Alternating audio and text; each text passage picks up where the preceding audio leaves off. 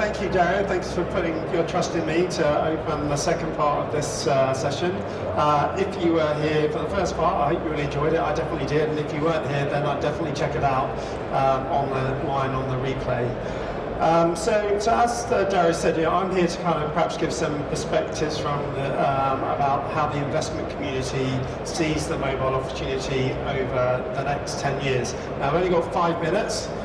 So there's not a lot of time to kind of talk about this topic, but I'm going to do my best and hopefully I'll kind of energize your brain cells a bit and inspire you, or at least give you a data point or two to think about as we head into the second session. And I'm going to split my kind of 5 minutes into kind of two broad sections. The first, I'm going to talk a little bit about the public equity markets, which is where I spend most of my time. And the second part, I'm going to talk about the mobile ecosystem and a couple of interesting areas of opportunity that we might see evolve. So let's first look at the public equity markets. Let's say that's where I spend most of my time, which is where Bloomberg spends most of its time working and researching. And I've got to be honest, the public equity market probably isn't the first place I suggest you go to look if you want to see how the future of the mobile industry is going to play out. And that's because the public equity market is essentially the final stage of the journey for a company from idea to being a sustainable business. If you're a publicly listed company, you've done a lot of hard work to get to that point, and if there's any founders that have gone through that journey here today, then congratulations, because it really is a difficult task. But let's not completely dismiss the public equity markets. It can tell us some things about what the future might look like. And let's maybe kind of think about that by looking at how the market values the technology and the telecom sectors. Now, if you look today, the market values Apple at over $2.2 trillion, Microsoft about 1.8, 1.9 billion, Google's about 1.1, Amazon just less than $1 trillion, Meta a little way behind at about $400 billion, and Netflix at about $140, $150 billion. There's a lot of dollars there, and if you compare that to the universe of telecom carriers, so the Vodafones, Verizon's, AT&T's of the world, in aggregate, all of those carriers together have a market value of about $1.2 trillion.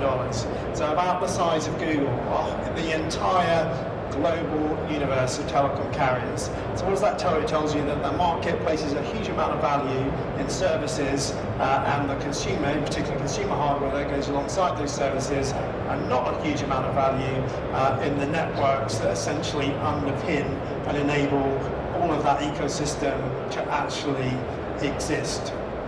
And when you look at the multiples that those big tech companies trade on, the market values them about 4 to 5 times sales and about 20 to 25 times profits.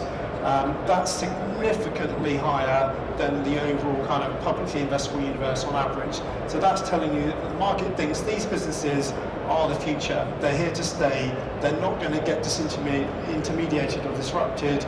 If there's any innovation to happen, it's going to come from those big tech companies. But the public equity market is a very fickle place.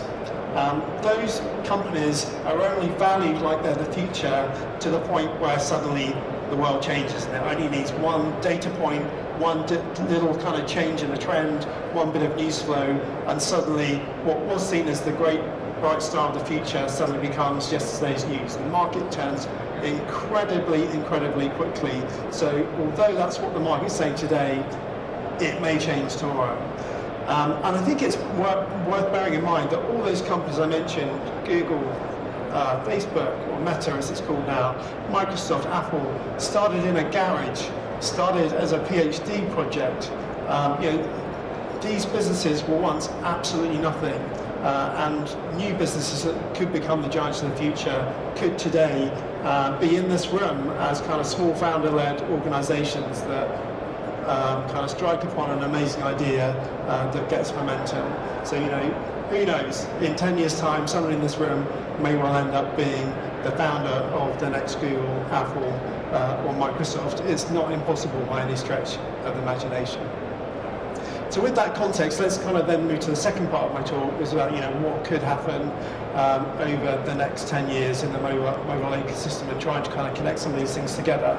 And I think the first thing I want to do is kind of look back 10 years. Actually, I think this year is the 10th anniversary of Mobile World Congress being at this location. Before that, it was actually in Barcelona Centre. And I think if you'd come to Mobile World Congress 10 years ago, I doubt very much whether you'd have expected in 2023 to see companies like Microsoft, IBM, Hewlett-Packard, Amazon Web Services being such prominent exhibitors and such a prominent part of the telecom value chain. Telecom networks have changed hugely in 10 years, both in terms of form and function. And I think they're at a quite pivotal moment now where they're going to change hugely for the next decade as well. And I think this is one of the kind of two really exciting investment opportunities that I see, and we've heard a number of the big companies talk about it at this Congress, is this so-called developer community that doesn't exist at the moment in the 5G environment. And I think when you see what's happening to telco networks today, moving to the cloud, becoming incredibly adaptable and flexible, I think over the next 10 years there's a massive opportunity for that developer community in 5G and I guess potentially 6G to kind of really make something of that opportunity. Now that clearly plays into the enterprise market. So it's interesting to hear in the first half that a substantial proportion of MES members are in the enterprise sector. So I think there's going to be huge opportunities for companies to develop very specific apps on that open platform for that environment. So I think that's one really exciting big opportunity that could really develop over the next decade.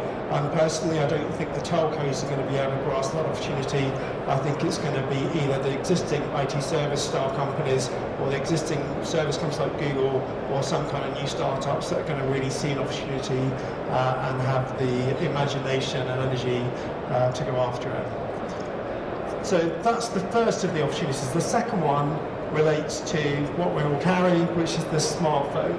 And I think whereas over the last 10 years, the networks have changed beyond all recognition, clearly this thing hasn't really. In fact, if you go back to 2007, when Apple launched the iPhone, okay, it's changed a little bit, but ultimately we still carry around a smartphone.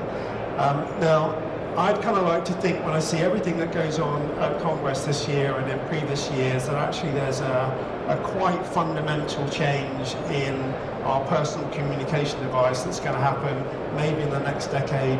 Perhaps it's going to take a bit longer, but when you see everything that's going on with optics, with headsets, with implantable chips, with the next generation of solar energy generation, that at some point all of that stuff is going to come together and really challenge this device that we hold in our hands every day. I'm a little bit torn about it because I want to believe that that is going to happen, and at some point in the future, whether it's Apple or somebody else, we're not just going to get an iPhone 15 or 16 or 17 that looks exactly like the last one. We are going to see a really fundamental change. But then sitting on the train today coming to FIRA, you see people staring at their phones and you just wonder, maybe this just is the form factor that is here to stay forever. A bit like, a car hasn't really changed that much in over 100 years. So I'm a bit torn, but I think there are a lot of really exciting technology developments going on that could change the future, and maybe in 10 years' time, this really will look incredibly different. If it does happen sometime in the next decade, then I think that really does turn the whole app community on its head. Maybe the kind of apps that you're serving to consumers is still going to be the same. People are going to want to message, people are going to want to be entertained, people are going to need to find out where they're going, they're going to want to pay, they're going to want to do it in a secure environment. But the way you deliver those apps and those experiences to consumers is going to have to completely change. So if we do see that change in our personal device, then I think that's going to open up a whole new world of development, and again a whole new world of companies that are going to either come from nowhere to being big, or it's going to force a big pivot on the world. And I guess it's interesting when you come back to what I said at the beginning about where the markets currently value things and where Apple's valued at over $2.2 trillion. Clearly today, the market thinks whether that innovation is coming or not, Apple is going to be a massive part of the future. So that's pretty much my 5 minutes. I can only really briefly touch on a few things. I think I wasn't expecting to take Q&A, but Susan asked me to stay around for a couple of questions if there are any in the audience. If you'd rather talk offline, then I definitely will be around after the whole of the second session is finished, and happy to talk then.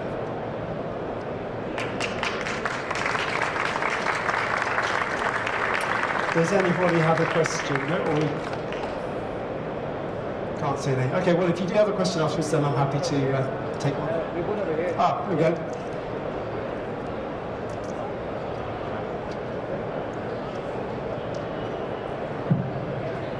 Thank you. It's also okay. You mentioned 6G and also that we would see another form factor for communication, so another thing that's different from a smartphone. How will 6G impact this form factor, and which one do you think will have most success? Implants, glasses? Yeah. Personally, I kind of quite like the idea of implants. And actually, at one of the kind of small events yesterday evening in a hotel, I did see actually these implants in action, and it's quite incredible to see what they can do. So I think personally, I think maybe it's 10 years is too short a time frame, but on a 20-year view, I think there is going to be a lot more kind of technology integration into our bodies.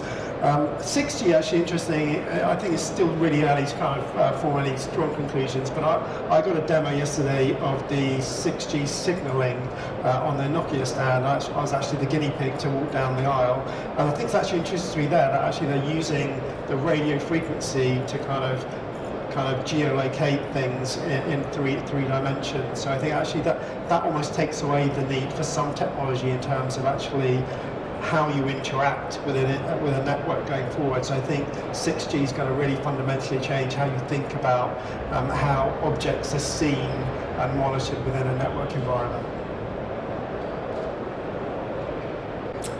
Okay.